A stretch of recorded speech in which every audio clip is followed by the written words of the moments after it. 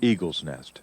Seems like a kind of grandiose name for a small greenish pond simmering somewhere out in a Florida coastal swamp, just a couple of miles inland from the Gulf of Mexico. There are muddy, bumpy trails that lead to it, hunting trails with branches and vines and palmettos that crowd the way.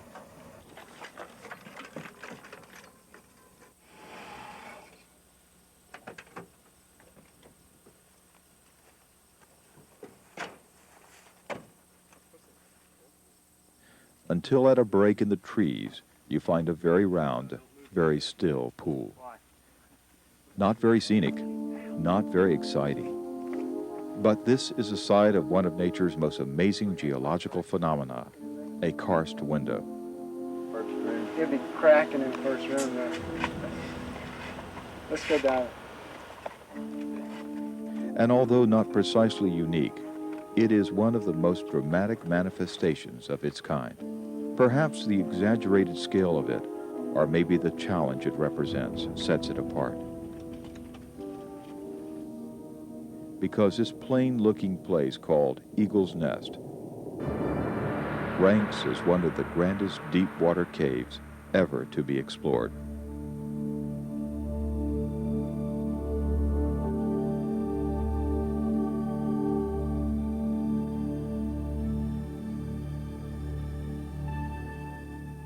We knew it was deep, and we knew it was big.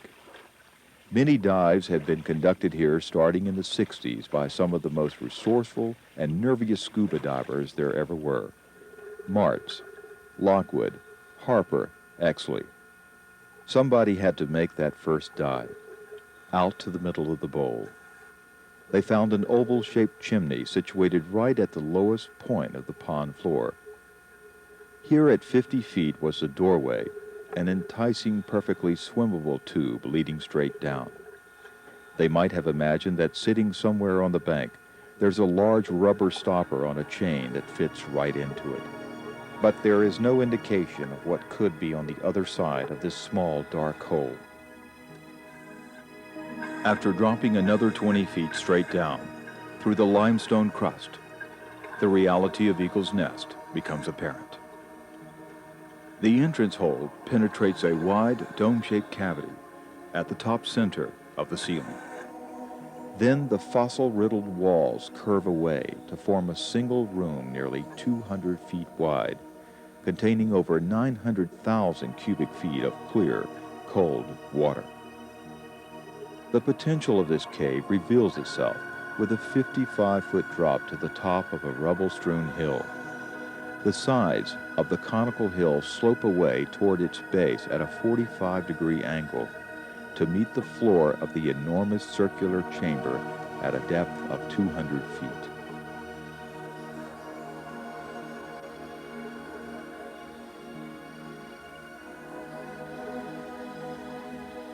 And this is just the beginning of the journey. Passages lead on two sides of this room into the far recesses of Florida's aquifer.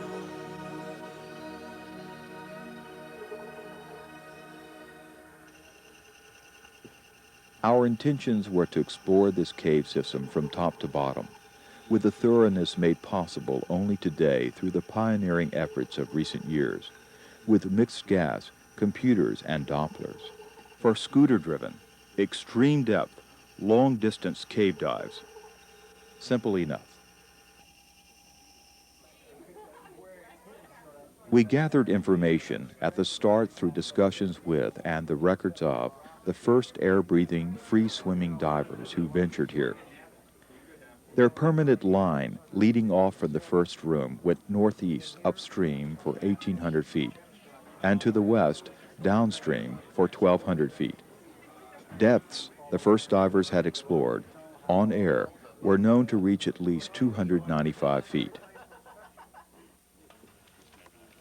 For our team to mount a safe and effective exploration beyond these limits meant an array of equipment, techniques, and talents that could overcome the dangers inherent in this type of project and do so in a repeatable, coordinated operation. The Wakulla Springs Project was about to have its first spawn. But exploration of this site would of course force us to develop adaptations dictated by the cave's specific characteristics. And every weekend meant different weather conditions, variations in visibility,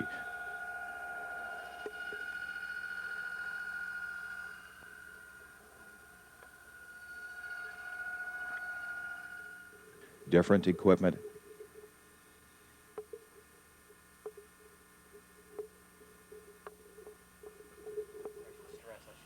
and a new dive plan. Another piece of the puzzle, there's got to be some type of study to at least see if there is a direct correlation. On the earliest dives, the exploration team of Jim King and Larry Green determined some comfortable working times and distances.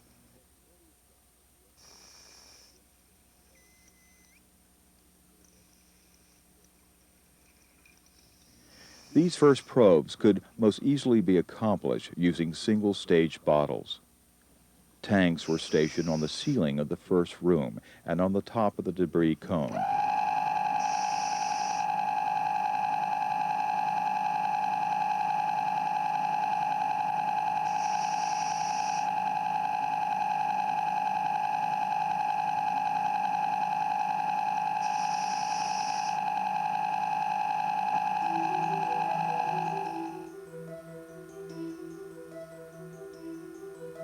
On the floor of the bowl, we staged oxygen cylinders along a very convenient sunken tree trunk.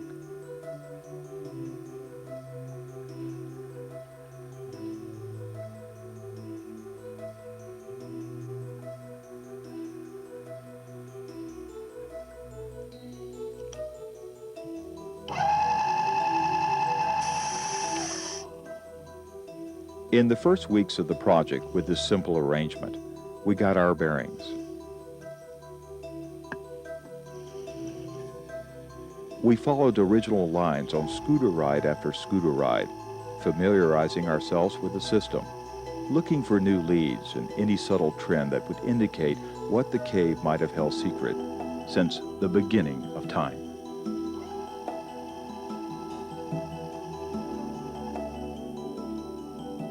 Each trip, starting at 200 feet in depth, hinted to us that it could get deep.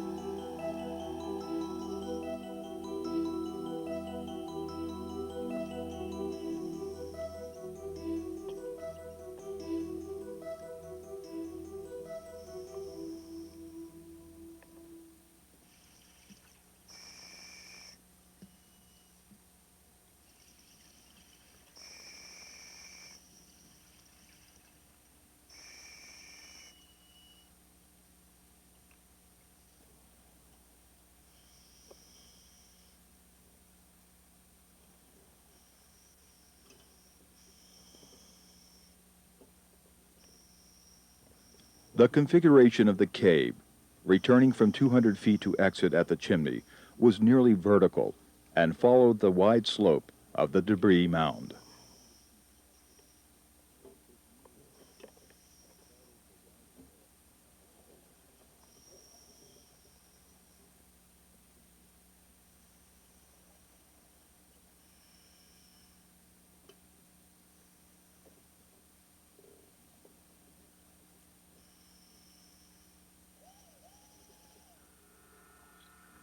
Nature had provided the perfect terrain for support divers Kurt DeReamer, Richard Nicolini, Tom Bissell, and Jim Schlesinger to set out and retrieve expended equipment.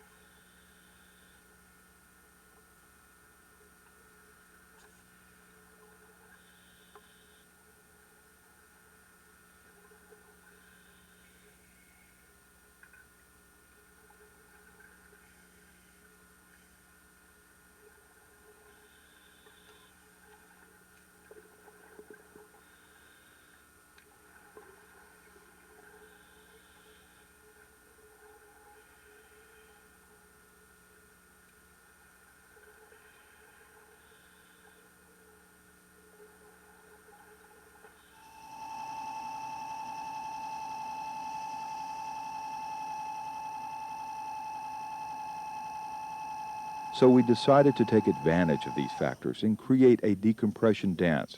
A coordinated team approach bottle switch could be performed at the end of each long dive in a very spacious room almost directly below the exit hole.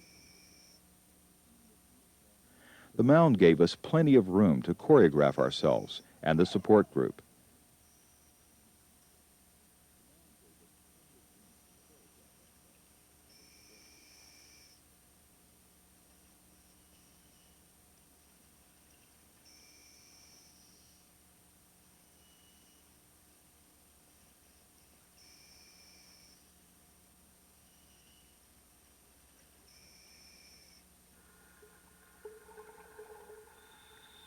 Best of all, the cave configuration allowed us to sink from or rise to the entrance with the equipment. No long horizontal swims were required. This kept support diver exposure to a minimum and could be accomplished with a minimum amount of exertion, but this technique also demanded precise timing and good coordination.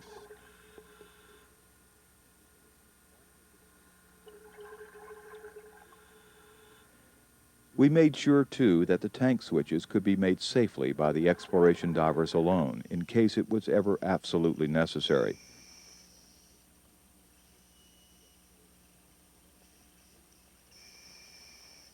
We were not without our problems. A basic reel jam. Or consider the minor glitch that occurred on one of the earliest dives when a scooter seal failed. It was retrieved from 1,700 feet back at a depth of 230 feet 3 months later.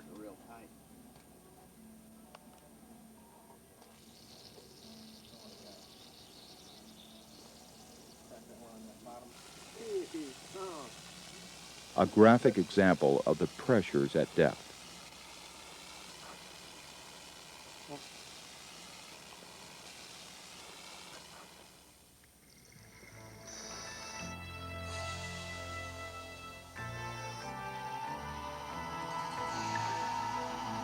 For long exposures lasting up to 60 minutes for a round trip, at depths exceeding 300 feet, we would need to use trimix for the exploration and nitrox and oxygen at the appropriate levels.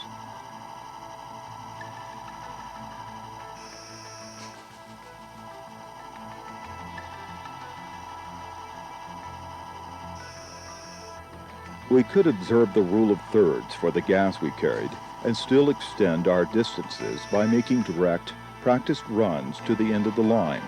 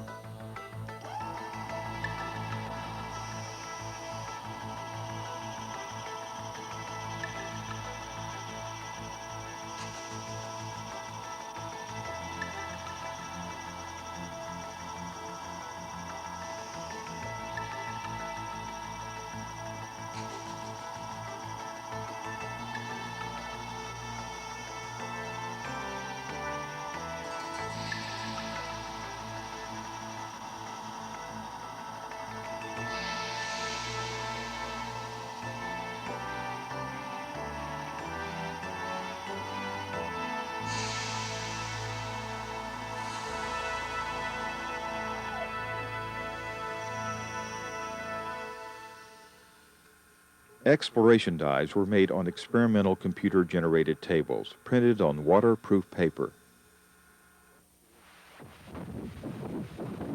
Doppler was used to verify the mixed gas tables and monitor the team members.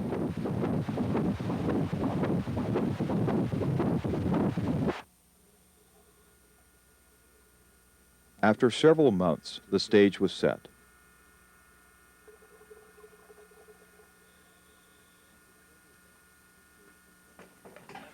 The crew was tuned,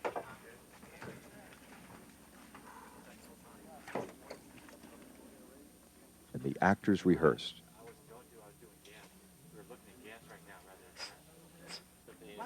The script would have to write itself, and it did.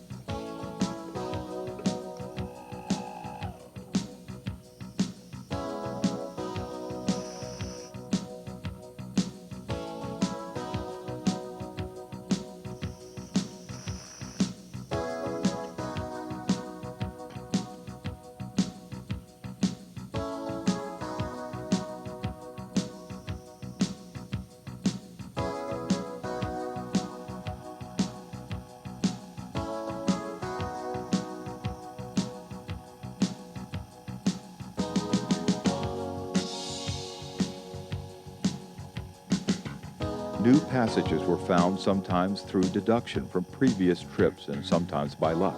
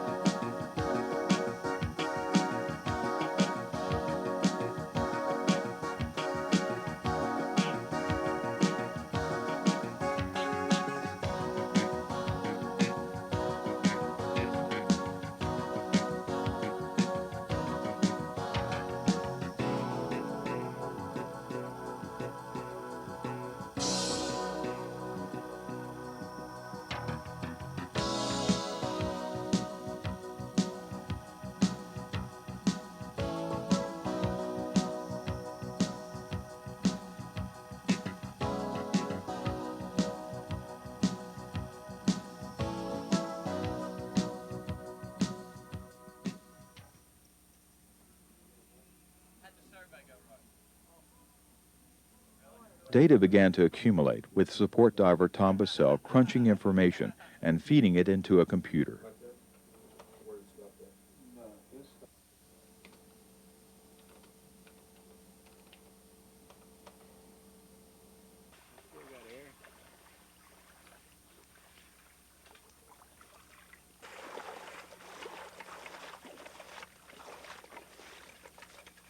As the work progressed, the quantities of gas rapidly increased, and so did the equipment. At the end of each weekend, all of the expended bottles needed to be retrieved, refilled, labeled, and staged again.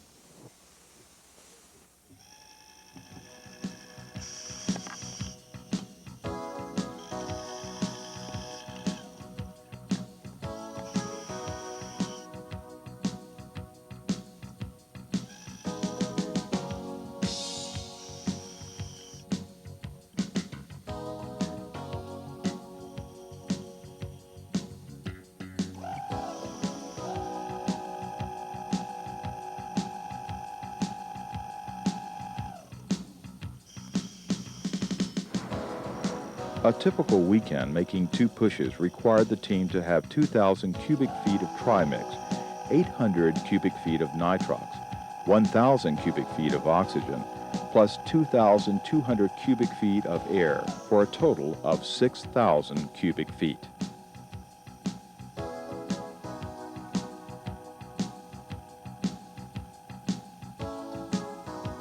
With every dive, we pushed the distances farther and deeper into the cave.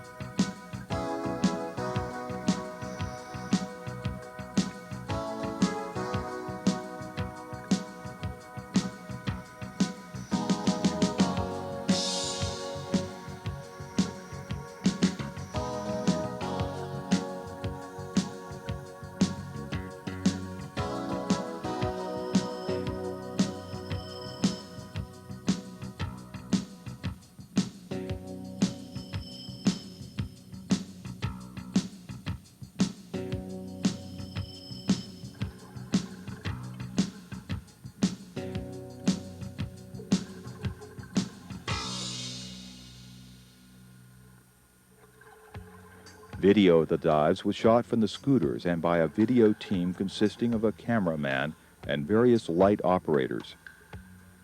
During one of these camera dives, the Eagle's Nest exacted the highest price for revealing its secrets. A well-known and well-loved diver, Brent Potts, without warning suddenly lost consciousness while swimming the lights at depth in the first chamber. All efforts to revive him were unsuccessful. No cause for his blackout has been found.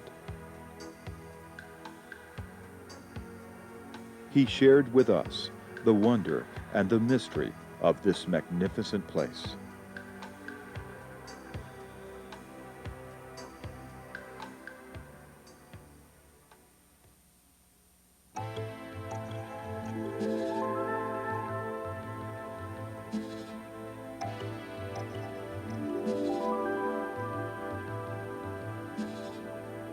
By halfway through the project, The extended times and depths required us to decompress for 4 hours at a time, so a hava bag was created. We anchored a lift bag through one of the smaller entrance holes.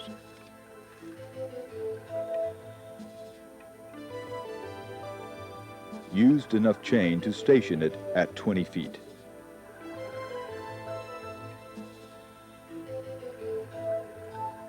And created a comfortable, though small, air-filled room with O2 tanks and seats installed.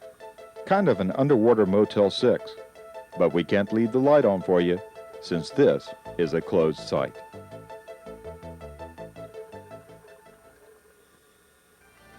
After 8 months, we made the farthest pushes in each direction to a penetration of 3,000 feet upstream and 1,800 feet downstream, at depths exceeding 300 feet.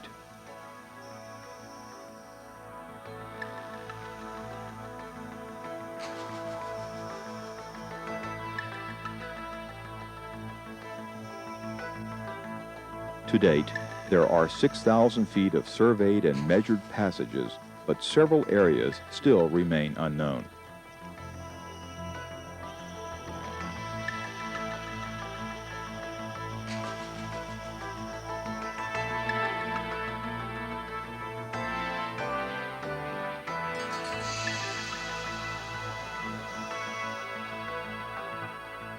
More dives were conducted to ensure the accuracy of our measurements and show other divers these new immense passages.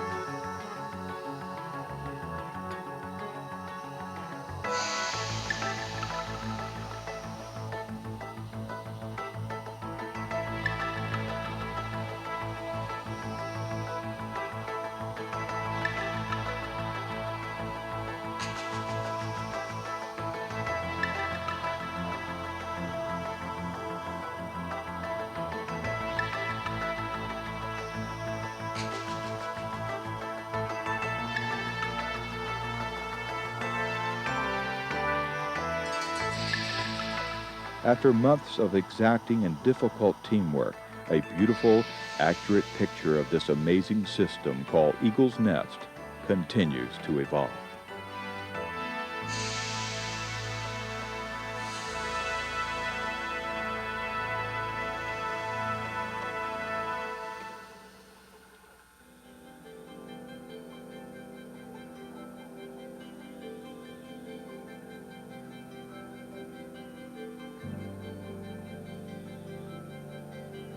As well, a new group of explorers has grown in expertise and experience.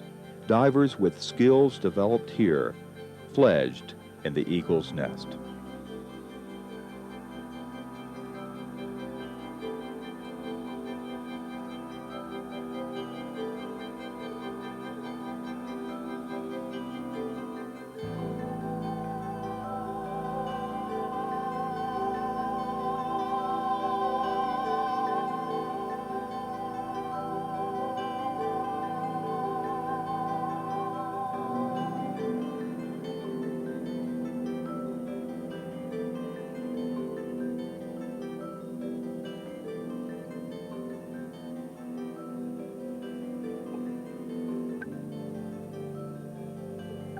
These divers will continue to help increase our knowledge in the years to come, because through the art of cave diving, the submerged subterranean world will slowly, reluctantly reveal itself.